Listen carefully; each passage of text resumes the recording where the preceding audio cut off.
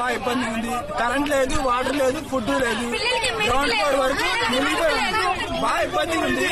వీళ్ళనేమో కాలనీలో పడవలు పంపించమంటే వీళ్ళకంటే ఇక్కడ వరకే పర్మిషన్ ఇచ్చారంట. ఇక్కడ వరకే అది రూరల్ ఏరియా అంట, అక్కడికి వెళ్ళరంట.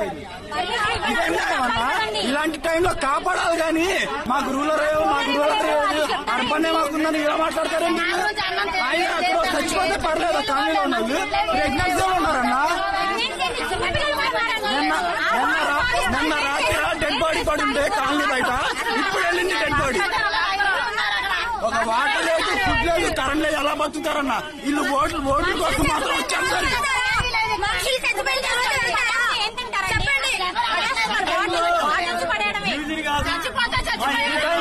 మీ డివిజన్ వేరు, మా డివిజన్ వేరు.